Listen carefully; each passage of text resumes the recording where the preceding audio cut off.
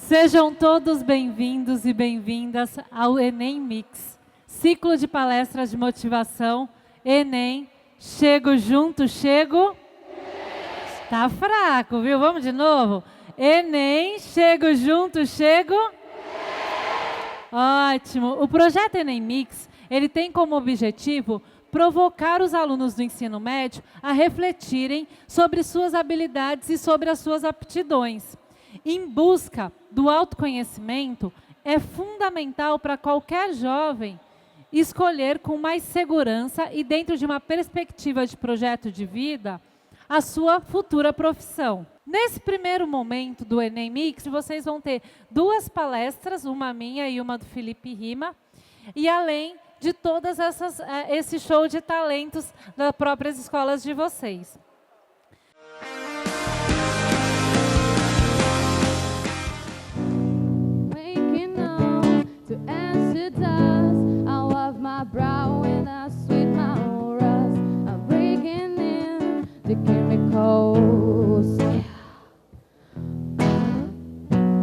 Breaking in, shaping up, the checking out all the prison bus. This is it, the apocalypse. Oh, I'm waking up, feeling in my bones, enough to make my system go. Welcome to the new ways, to the new ways. Welcome to the new ways, to the new ways. Oh, oh, oh, oh, oh.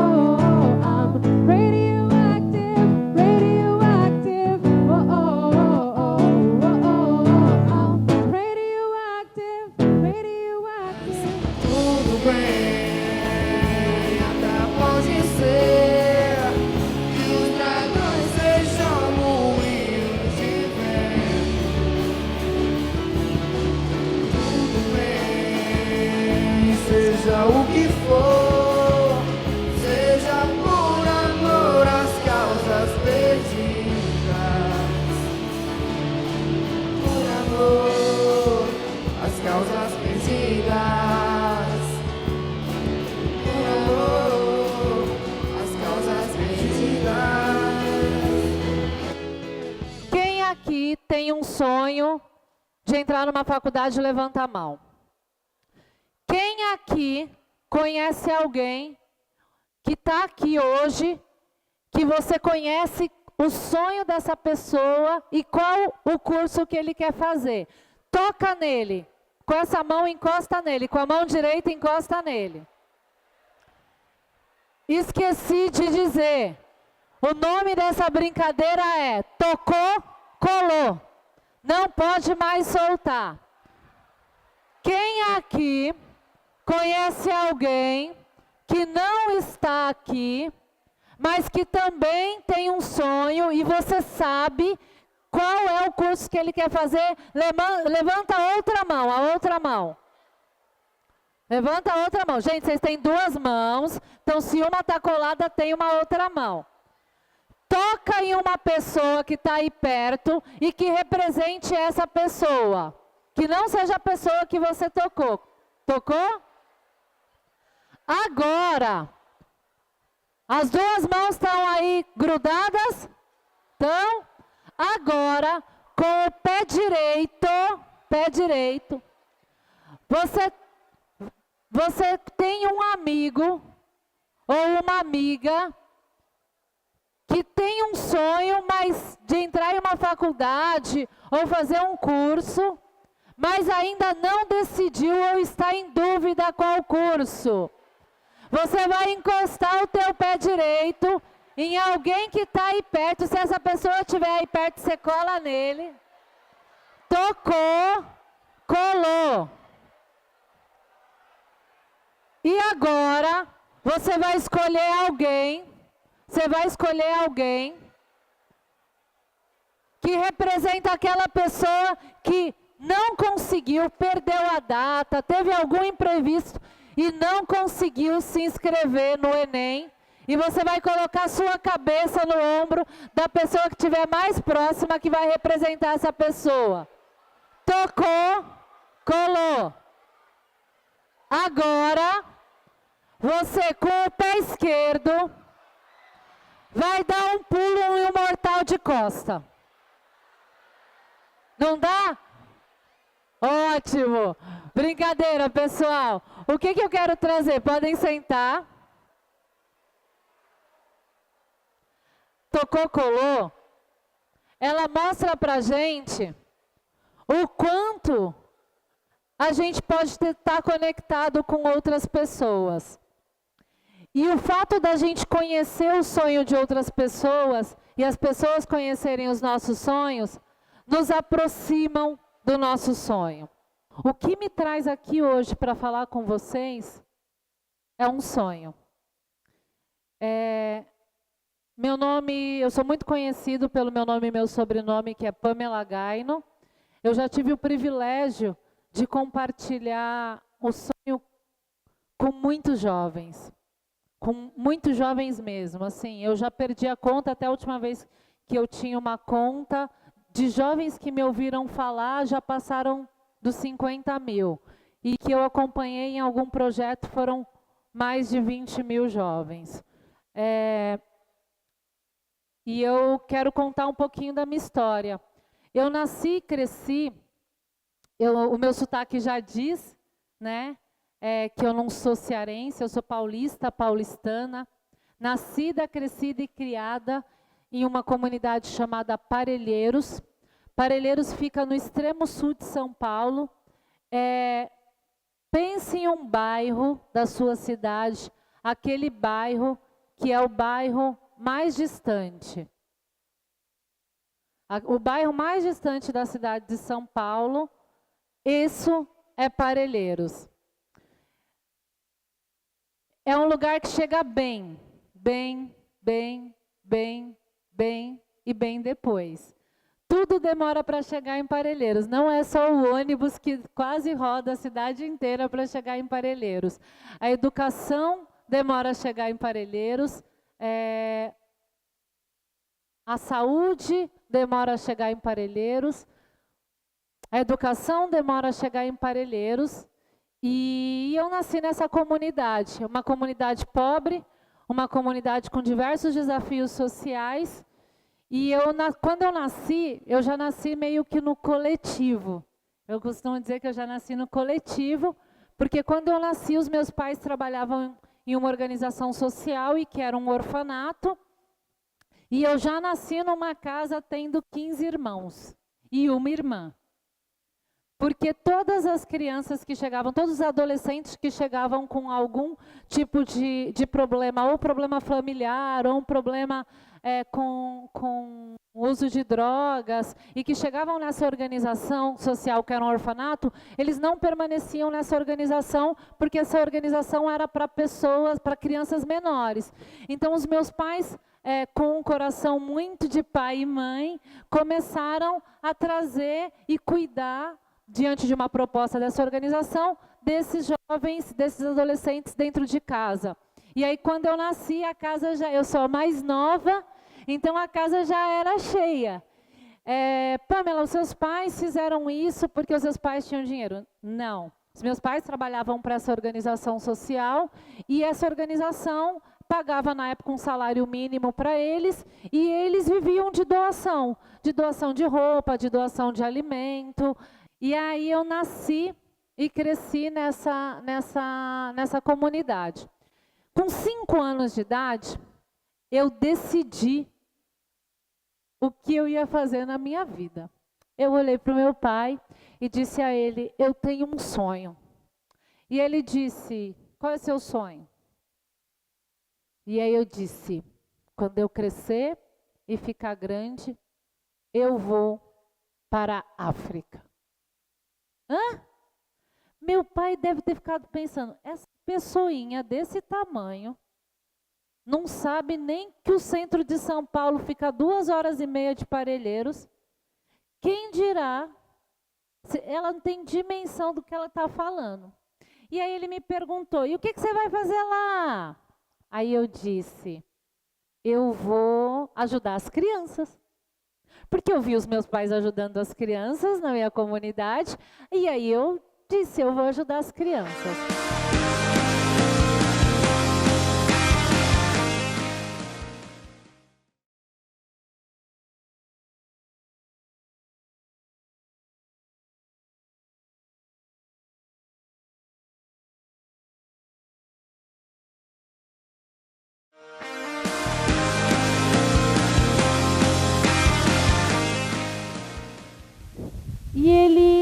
ficou um pouco sem entender o porquê. Quando eu tinha mais ou menos essa faixa etária, eu vi na televisão esses documentários bem sensacionalistas das crianças na África passando fome, essa questão da miséria, enfim. Com 5 anos de idade, aquele cenário que eu via na TV era muito próximo do cenário da minha comunidade. Eu, de fato, não sabia que a África era um lugar muito distante.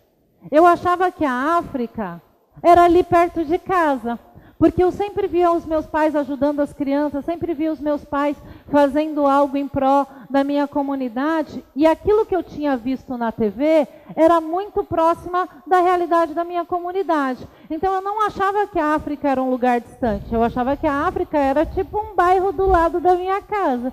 E eu não entendia por que ninguém me levava lá. E eu fui crescendo. Conforme eu fui crescendo, meu pai me disse assim: você não precisa ir até a África para ajudar as crianças. Você pode ajudar o papai aqui mesmo, na nossa comunidade. Com 5 anos de idade, a única coisa que eu tinha era a mão do meu pai. Então eu pegava na mão do meu pai, ele tinha uma forma de trabalhar com as crianças, ele tinha um fantoche, e ele saía pela rua e ele fazia programações em escolas, em lugares da periferia com o fantoche dele.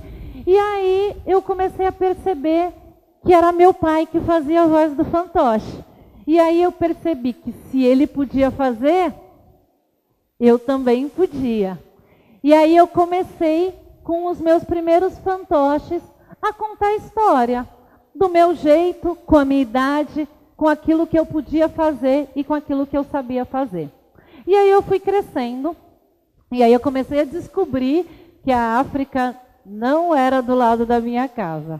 Era um pouquinho mais distante. E aí eu já entendia que existiam países. E aí eu achava que a África era um país. Eu já não achava mais que ela era do lado da minha casa, mas eu achava que a África era um país. E aí eu continuei dizendo, eu cresci, fiquei adolescente, e eu continuei dizendo, quando eu crescer e ficar grande, eu vou para a África. E aí meu pai dizia assim, e o que você vai fazer lá? Eu dizia, eu vou ajudar os adolescentes. Conforme eu ia crescendo, eu também ia crescendo quem eu queria ajudar. Quando eu era criança, eu queria ajudar as crianças, por uma relação de identidade. Quando eu fiquei adolescente, eu queria ajudar os adolescentes. E meu pai disse para mim assim, menina, que mané África o quê? Olha o tanto de adolescente que tem aqui na tua comunidade. Cuida da tua casa primeiro, para depois cuidar da casa dos outros. Todas as vezes que meu pai falava isso, eu juro para vocês, eu posso confessar, subia uma vontade de dar uma resposta. Sabe aquele momento que você fala assim, ninguém acredita nisso? Sabe aquele momento que dá vontade de falar, puxa, mais um balde de água fria? E aí eu comecei a dar aula, meu primeiro projeto social começou dentro da minha comunidade, eu tinha uns 12 anos de idade, eu comecei a dar aula de tricô e de crochê. Com 5 anos de idade, o que eu tinha era a mão do meu pai. Conforme eu fui crescendo, eu tinha fantoches. Com 12 anos de idade, o que eu tinha? Eu tinha 2 agulhas de tricô e uma de crochê. Eu sempre tive habilidades artesanais. E aí eu comecei a ensinar as minhas amigas a fazerem tricô e crochê. Como que eu comecei a dar aula? Eu tinha um novelo de lã. Vocês já viram que o novelo de lã ele tem 2 linhas, né? 2 pontas, uma que sai por dentro e a outra por fora. Como que eu dava aula? Para uma amiga minha eu ensinava a fazer tricô usando uma ponta. Para outra eu ensinava a fazer crochê usando a outra ponta. Até que as mulheres da minha comunidade começaram a ver isso e começaram a doar materiais que elas tinham, como lãs, agulhas. E aí a gente formou o primeiro grupo de tricô e de crochê. Não durou muito. porque eu descobri que não era tão legal dar aula de tricô e de crochê. Eu estava ficando meio cansada de dar aula de tricô e de crochê. Mas eu só parei de dar quando as minhas amigas aprenderam a fazer. E o tempo foi passando. E eu comecei a crescer nessa organização social que os meus pais trabalhavam. Durante meio período, eu fazia um turno na escola e o meu contraturno eu fazia nessa organização social. Com 14 anos, foi aonde eu, de fato, comecei a atuar seriamente no setor social. Com 14 anos de idade, foi o boom da informática no Brasil. Quando eu tinha 14 anos, as pessoas diziam assim: se você não tiver um curso de informática, você não vai conseguir um bom emprego. Hoje em dia dizem o que para vocês? Se vocês não passarem para uma faculdade, se vocês não fizerem um curso superior, talvez você não tenha um bom emprego. Não é assim? E na idade de vocês, o que a gente está pensando? No emprego, em ter o nosso próprio dinheiro, em conseguir conquistar novas coisas. Então, na idade de vocês, por que vocês estão fazendo o Enem? Porque vocês querem seguir alguma profissão ou chegar a uma faculdade, concorda comigo? Quando eu tinha 14 anos, a gente não tinha o acesso que vocês têm hoje. E a faculdade era algo muito, muito, muito, muito distante da nossa realidade. O mais próximo da nossa realidade era terminar o ensino médio, fazer algum cursinho, tipo um curso técnico, um curso de informática, e procurar o emprego. E aí, com 14 anos de idade, eu comecei a ficar desesperada. Porque as pessoas diziam que se eu não tivesse essa tal de informática, eu não ia conseguir um bom emprego.